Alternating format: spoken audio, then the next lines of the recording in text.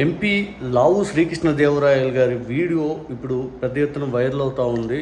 బొల్ల బ్రహ్మనాయుడు గారికి సంబంధించినటువంటి అక్రమ అరెస్టుకు సంబంధించి లావు శ్రీకృష్ణదేవరాయలు గారు వారం కిందట కన్నా లక్ష్మీనారాయణ గారి ఇంట్లో డిన్నర్ కూర్చున్న టైంలో పెట్టిన ప్రెస్ మీట్లో ఈ వీడియో అయితే బయటపడటం జరిగింది. ఒకసారి చూడండి ఆ వీడియోలో ఆయన ఏమన్నారని.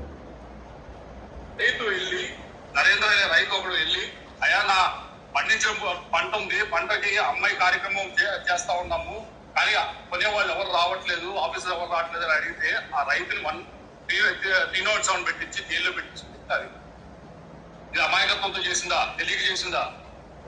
కాదు కదా. కాబట్టి దయచేసి ఏదైతే సాక్షి వారు కానీ లేకపోతే వైఎస్ఆర్ కాంగ్రెస్ పార్టీ వారు కానీ ఏదైతే ప్రయత్నిస్తున్నారో, అడగడానికి ప్రయత్నిస్తున్నారో, కథని సేవ్ చేయడానికి ప్రయత్నిస్తున్నారో దయచేసి మానుకోవాలని విరమించుకుంటా ఉన్నారు.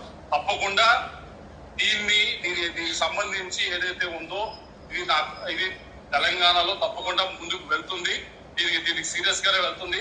తప్పకుండా అరెస్ట్ అయ్యే కార్యక్రమం కూడా జరుగుతుందని చెప్పి నేను భావిస్తా ఉన్నాను. ఎందుకంటే దీంట్లోంచి బయటపడే అవకాశమే లేదు. చేసింది తప్పు పని. ఇటువంటి తప్పు పనులు చేసినప్పుడు తప్పకుండా శిక్ష అనుభవించాల్సిందే. పెద్దవారు చెప్పినట్టు, కన్నా గారు చెప్పినట్టు చట్టం తను చేసుకుంటే వెళ్తుంది. దీంట్లో మేము కానీ ఇంకోలు కానీ ఎవరు చేస్తారు? ఇది డబ్బు ఇచ్చి అని కొనుక్కుంది, డబ్బు ఇచ్చి సమస్యలు కొనుక్కుంది. డబ్బు ఇచ్చి తప్పుడు పని చేసిన వ్యక్తి ఆయన ఎదురెళ్ళి ఇదిగో లాక్కోడానికి ప్రయత్నిస్తే ఇలాంటి పరిస్థితులు ఏర్పడతాయి. కాబట్టి ఇది ఆయన తెచ్చుకునే వ్యక్తి మీదకి ఎవరు చేసింది కాదు. కాబట్టి దీనికి తప్పకుండా ఆయన శిక్ష పడుతుందని ఆశిస్తున్నాను.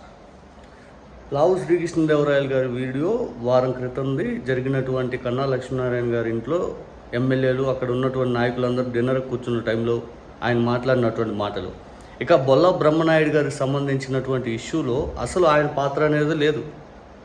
ఆయన సంబంధించిన రిలేటివ్ ఎవరైతే ఉంటారో రమేష్ అనే వ్యక్తి, ఆ రమేష్ అనే వ్యక్తికి ఇతను డబ్బులు ఇచ్చాడు అంతే. ఆ రమేష్ అనే అతను ఒక చోట భూమి కొంటే అగ్రిమెంట్ చేసుకుంటే ఆ భూమి ఎంతకి రిజిస్ట్రేషన్కి వాళ్ళు రాకపోతుంటే ఏంటి అనుమానం వచ్చి వీళ్ళు రిజిస్ట్రేషన్ చేసుకుంటామని చెప్పినా కూడా ఆ భూమి తాలూకు ఎవరైతే మధ్యవర్తులు ఉంటారో వాళ్ళు రిజిస్ట్రేషన్ చేపించడం ముందుకు రాకపోతే అప్పుడు వీళ్ళు అనుమానం వచ్చి అక్కడ స్థానికంగా ఉండే ఎంఆర్ఓ ఆఫీసులు వీటిలో చెప్తారు, ఏంటి ఇట్లా ఈ ల్యాండ్ అంటే మాకు సేల్కి వచ్చింది, మరి ఏంటి అయిందంటే వీళ్ళు అగ్రిమెంట్ చేసుకున్న దాని మీద బేస్ చేసుకొని ఇక్కడ అక్రమంగా రమేష్ గారిని అసలు బాధితులనే ఇరికిచ్చారు.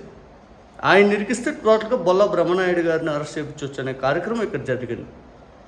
టోటల్గా ఇది ఒక రకంగా చెప్పాలనుకుంటే ఈ లావు శ్రీకృష్ణదేవరాయలు గారు క్లియర్గా చెప్తున్నారు, మీరు డబ్బులు ఇచ్చి మీ సమస్యను మీరు కొందెచ్చుకున్నారు 5 అని.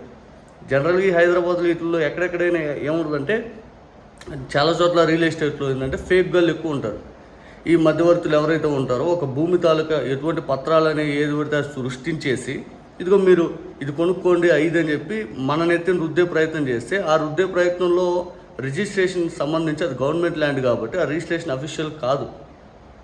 ఇక్కడ వీళ్ళకి అనుమానం వచ్చి ఇది ఏంటి ఎంతకి రిజిస్ట్రేషన్కి అయితే రావట్లేదు, మరి ఏంటి 5 అంటే వీళ్ళు మోసపోయిన వాళ్ళు, వీళ్ళు బాధితులు, వీళ్ళే బయట పెట్టారు అది. కానీ ఇక్కడ టోటల్గా మళ్ళీ వీళ్ళకెళ్ళి తిప్పారు. ఇదంతా చూస్తుంటే ఎట్లా ఉన్నాయి? ఆంధ్రాలో వీళ్ళే ప్రభుత్వం నడుస్తుంది, తెలంగాణలో వీళ్ళదే నడుస్తుంది. టోటల్గా వీళ్ళు ఏ దిశగా గవర్నమెంట్ని తీసుకెళ్తున్నారు అనేది మనకి ఇక్కడ అర్థమవుతూ ఉంది. ఒకటైతే వాస్తవం, కక్ష సాధింపు అనేది ఎక్కడి నుంచి ఎక్కడి దాకా వెళ్ళిందో మనం చూడవచ్చు. ప్రతి సందర్భంలో బాధితులను కూడా బాధ పెట్టైనా మనం కక్ష సాధింపు చేసుకోవచ్చు అనే విధానంలో ముందుకెళ్తున్నారు వీళ్ళు.